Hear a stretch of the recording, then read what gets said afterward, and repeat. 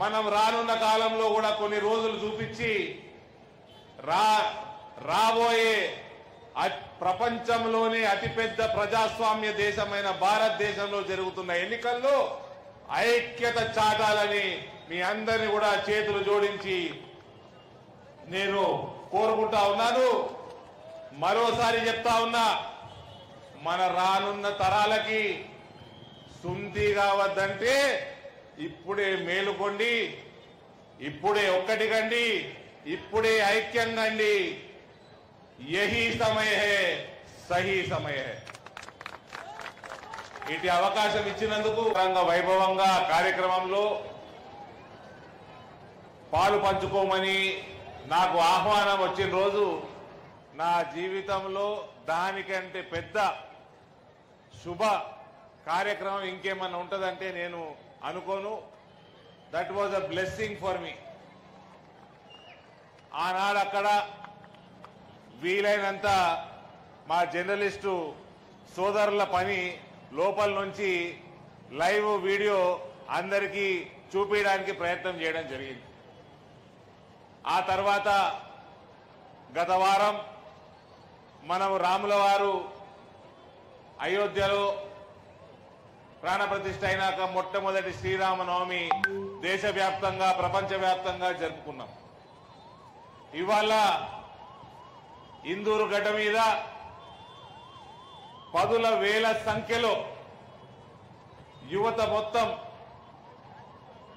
హనుమాన్ జయంతి శోభాయాత్రలో పాల్పంచుకోవడం జరిగింది. ఒక నూతన ఉత్సాహం, రామరాజ్య స్థాపన మన భారతదేశంలో మొదలైనట్టు ఎంతో గర్వంగా ప్రతి ఒక్క హిందూ సోదర సోదరిమణి ఇవాళ ఈ కార్యక్రమంలో పాలు పంచుకొని విజయవంతం చేసుకోవడం జరిగింది. ఇంత బ్రహ్మాండమైన ఇంత పెద్ద శోభాయాత్రని నిర్వహించిన విశ్వ హిందూ పరిషత్ సోదరులందరికీ కూడా నేను మనస్ఫూర్తిగా పాదాభివందనలు తెలియజేస్తా ఉన్నాను.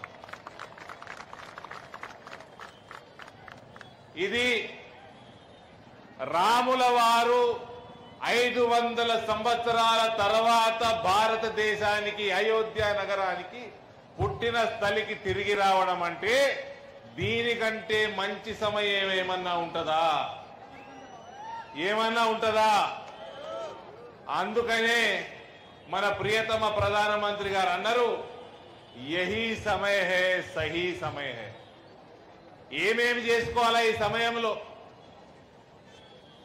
మీరందరూ నన్ను ఆశీర్వదించి మెంబర్ ఆఫ్ పార్లమెంట్ గా ఎన్నుకొని నన్ను పార్లమెంటుకి పంపించడం జరిగింది.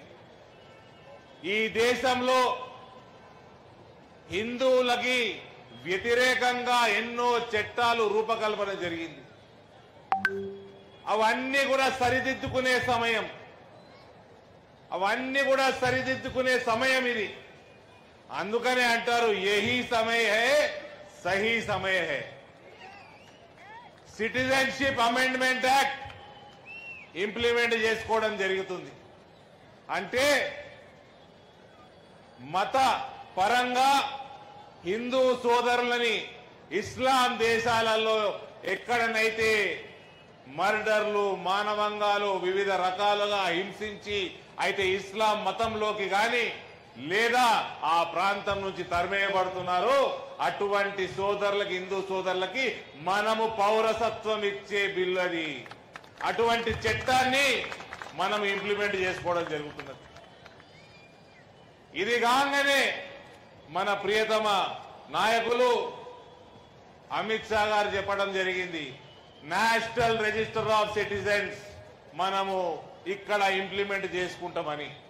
మన దేశంలో అంటే ఈ మన దేశంలోకి చొరబాటుదారులు ఎవరైతే అక్రమంగా ఇల్లీగల్ గా వచ్చిన రోహింగ్యాలు గాని, బంగ్లాదేశ్ ముస్లింలు గాని వీళ్ళందరూ